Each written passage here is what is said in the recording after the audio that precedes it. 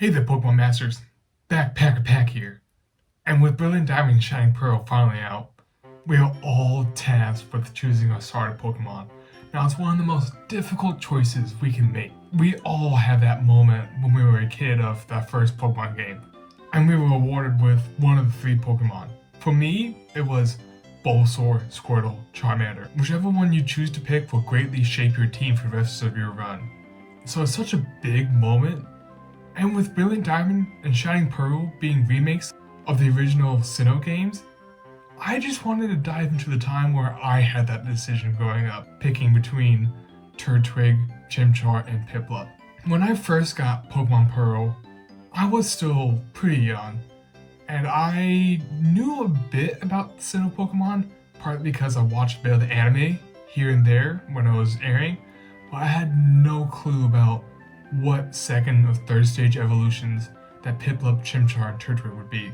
And so up until actually getting Pearl, I didn't actually put in too much thought about which starter I would choose until I was forced to by being attacked by that Starly in Pokemon Pearl and Pokemon Diamond, where you were forced to run through Rowan's bag to take out one of those three Pokemon.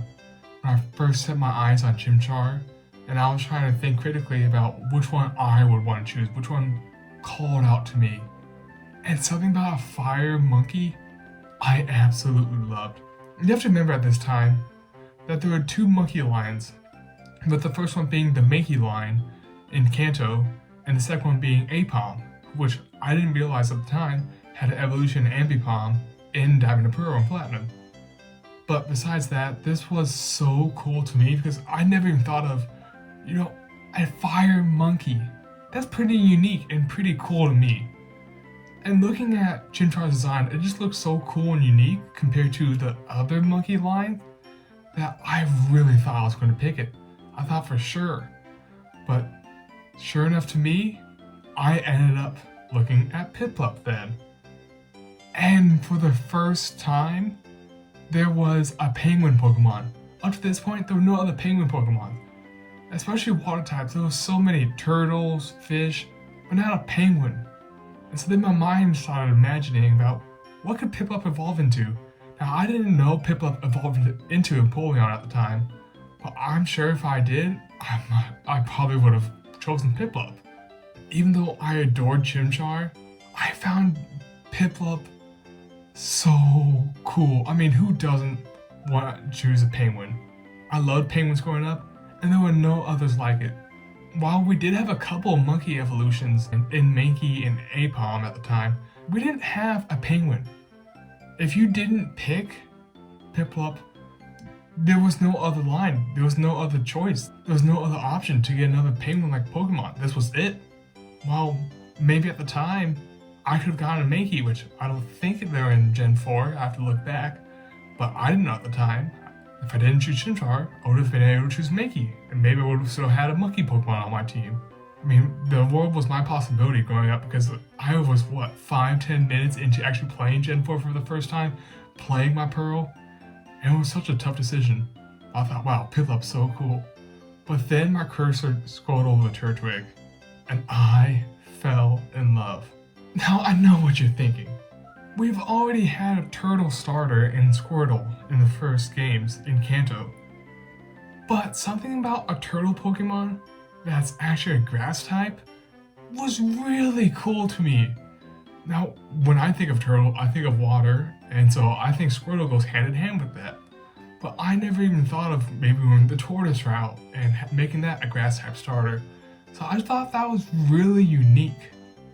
Even though in Hoenn we had Torkoal, who you could argue was maybe a turtle Pokemon or tortoise or some kind of, shell creature, and that was fire type.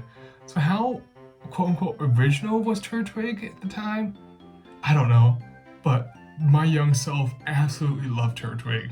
And I had no clue what it could evolve into, but that made me want to pick it even more. I really love that cool green and light brown design, that little sprout on its head. It just called out to me. And I think a big reason why I ended up choosing Turtwig out of the three was because coming from Hoenn, I used all three starters in my repeated run-throughs, but I love Sceptile. Sceptile was my favorite Pokemon, and I think that had a lot of influence in me choosing Turtwig. because as a whole, the Treecko line edged out the Blaziken line for my favorite starter Pokemon in Hoenn, and that definitely had some influence in picking Turtwig over the other two. If I had any kind of resemblance of love that I shared for Sceptile with the new Turtwig line, then I was sure going to be in for a blast. I absolutely loved it. And so in the end, I ended up choosing Turtwig over the others. Going into it, I had no idea, even though I've seen the starters on the Pokemon anime, and I ended up making that tough decision of Turtwig. Now looking back at it, Gen 4 has some amazing starters. I think for the baselines, they have the coolest designs out of every region. I absolutely love Piplup, Chimchar, and Turtwig's designs so much. And now with Brilliant Diamond Shining Pearl out now, we're going to have such a tough time, but also it's going to be a fun time picking between the three because all three are great options, and I don't think there's one bad choice out there. So let me know what you picked on your playthroughs on Brilliant Diamond Shining Pearl, or the original decision you made back in Gen 4 when Diamond, Pearl, and Platinum came out. Because I'm starting to think about, do I want to go Turtwig again? Do I want to maybe go Chimchar or Piplup in my new runs? I have no idea, but let's find out together. Well, thanks for stopping by and hearing me chat about one of the most crucial times on any Pokemon run, picking your starter. Because that sets your tone for everything else that you will face. About what trainers will be tough, which ones will be easy, and even how you're going to build your team. And remember to have a great day, you Pokemon lovers.